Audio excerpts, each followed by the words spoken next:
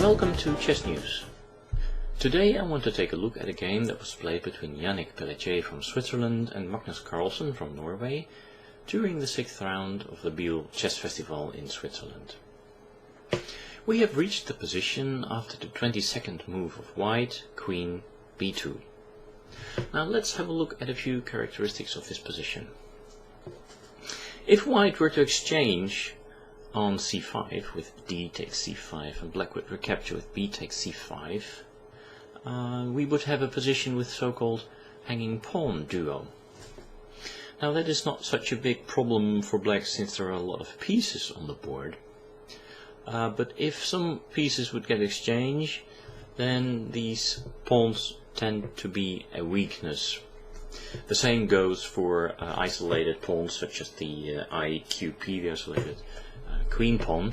Normally when you exchange the pieces, the attacking side has better chances of gaining this pawn and in the process winning the game. So that's one characteristic of this position. Another characteristic is of course that White has managed, quote unquote, to place his pieces on the king side in a rather strange manner. Both bishop and knight are a bit shaky, and they can be attacked directly or indirectly when Black would move his bishop to c8.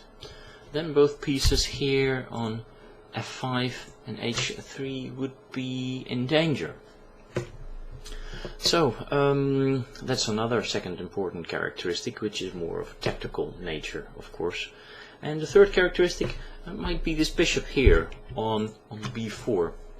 It is a little bit offside. Of course it is still attacking two pieces here, but probably it has no better future than to exchange itself against one of these two white pieces.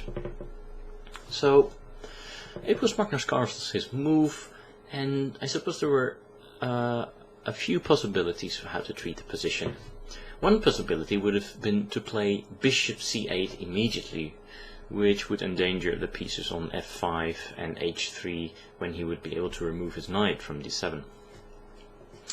And another possibility would be to play c takes d4, allowing White to play against the isolated queen pawn on d5 with knight takes d4 for instance, but Black would have great activity of his pieces, and that would be enough offset, I suppose, for the weakness of the pawn on d5. For instance, after knight e5, he's got great pieces.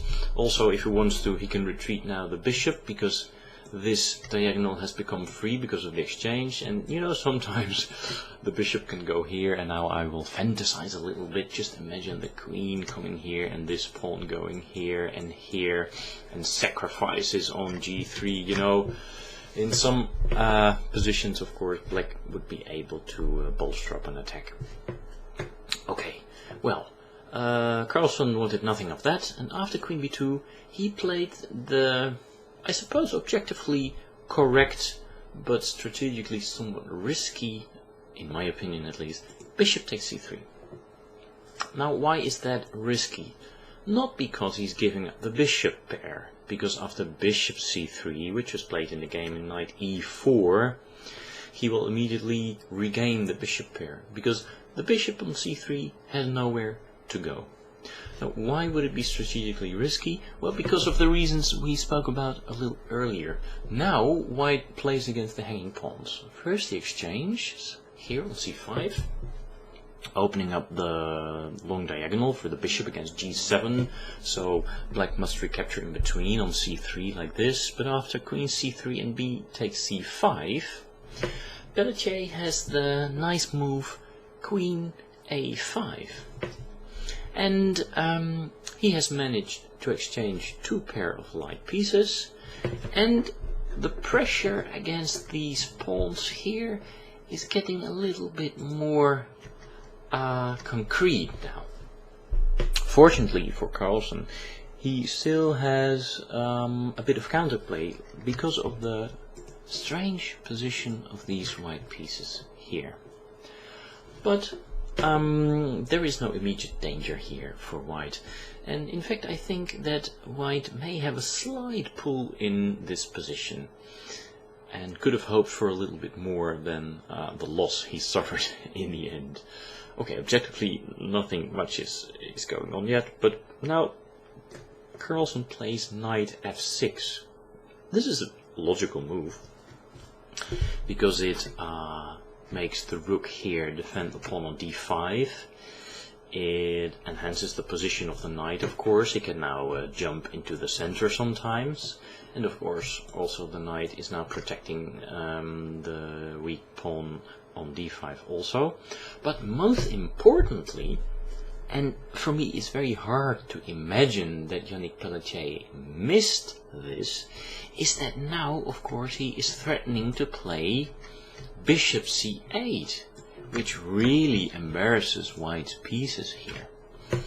And it is at this moment in the game that Pelletier goes wrong. He plays the practically losing move, queen b6.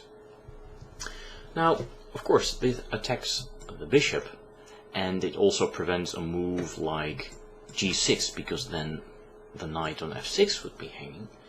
But it also invites the attacked bishop on b7 to move to c8, of course, where it wanted to go anyway. So, again, I find it hard to imagine that Pelletier would forget about this option of bishop c8. I would imagine that a grandmaster of his class would have felt that the position of his pieces here on f5 and h3 was rather awkward, and that he must have been feeling like this for several moves already. You know, sometimes you've got this feeling like, this is not nice about my position, you know, and I've got to do a little bit of consolidation rather sooner than later, but I don't know, somehow with queen b6 he succumbs. Anyway, this is voer for psychologen, as we say in Dutch, food for psychologists. Okay, was there a better move instead of queen b6? Yes, there was. It would have been logical for him to start pressurizing these hanging pawns. Now, not the d5 pawn, because at the moment this guy is 3 times protected, but what about the c5 pawn? Now queen and rook are very nicely coordinated against this weak pawn, which is only defended here by the queen. And of course the black queen is a little bit in an awkward place, but, and the fact that it should defend this pawn on c5 is also not a very economic task for her.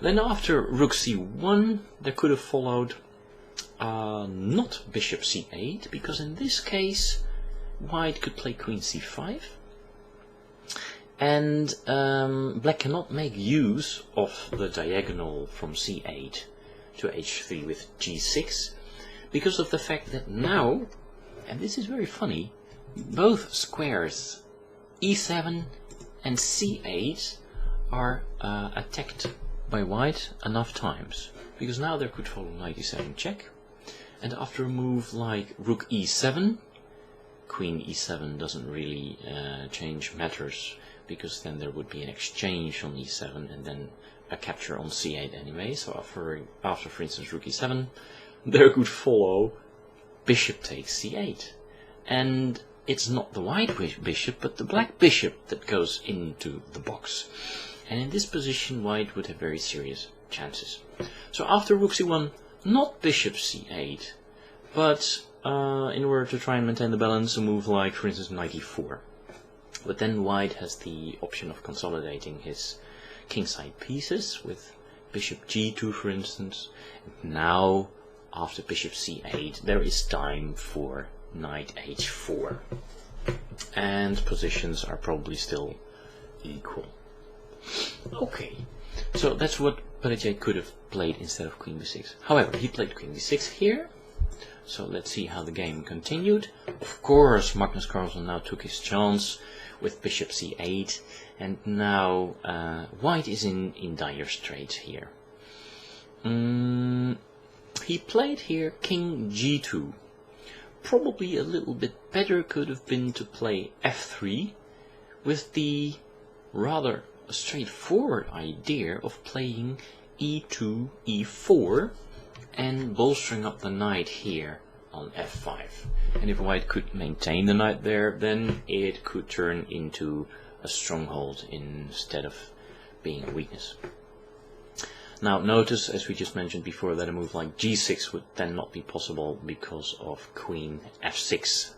Of course, black can now regain the piece with g takes f5, but it is clear that white is certainly not worse here. He is probably enjoying a small advantage.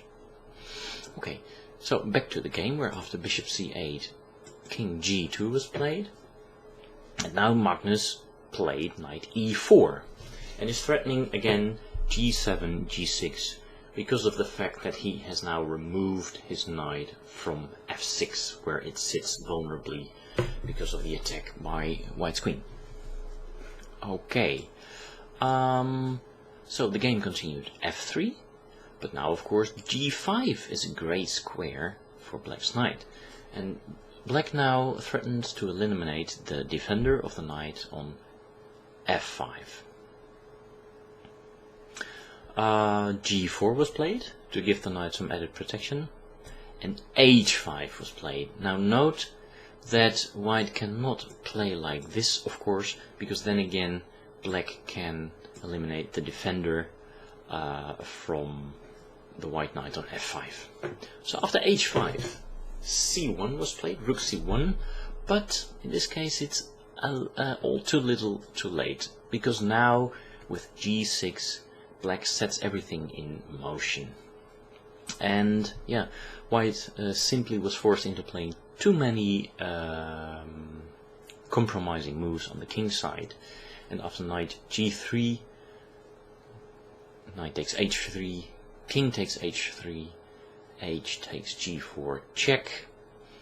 Pelletier probably could have played king g2 here, which was the most tenacious, but it makes sense, of course, from a human point of view that he would recapture that pawn. But now with queen h6 check, the queen also joins the fray, and after king g2 and bishop g4, we can see that white's king now is in some serious trouble. All these white squares on the king's side are very weak, and it's now just a matter of time before black's attack will crush through.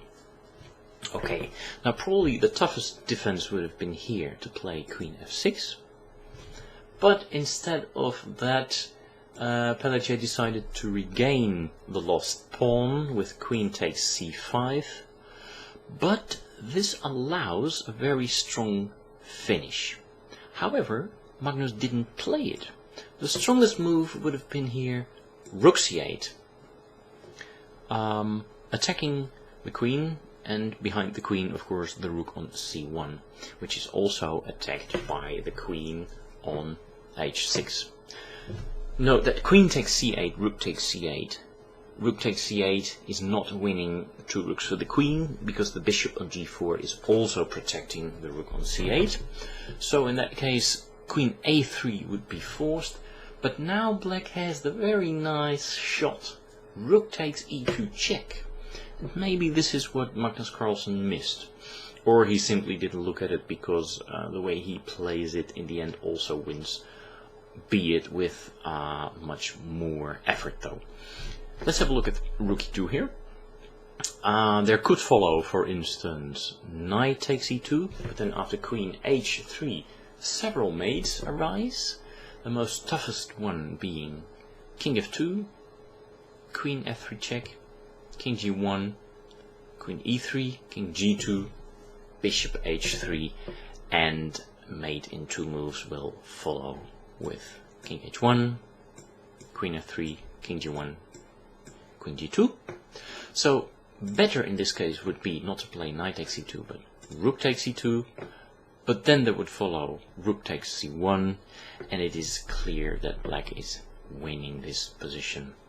White's king is completely exposed, white's queen is offside, black is threatening moves like queen h3, etc, etc. He's also a very strong central free pawn up. The rook on e2 is attacked. There's just no saving this game anymore, this position. However, after queen takes c5, Carlsen didn't play rook c8, he played rook e3 instead. Now this is weaker, because it takes much more effort now to win the game. It's still a good idea, and of course devised to play a very timely rook takes g3 exchange sacrifice, thereby depriving White's king of his last defender of the white squares. Queen d4 was now played, attacking the bishop, but queen h3 both attacks the queen and of course, the king, checks the king and protects the bishop. Now king g1 was played, and here comes the aforementioned rook sacrifice, rook takes g3, h takes g3. Now black also takes this defensive pawn here, and after king f1, bishop h3 would be made, so Pelletier played here king h1. But now Carlsen played very quiet but strong and decisive bishop f5. And this move reminds me somehow of the game that, and where was it? I don't quite remember. Was it? Yeah, I suppose it was in Linares this year. This move reminds me of the way and the final move that Aronian played against Anand in their Marshall Gambit game, which Aronian managed to win in a very nice way.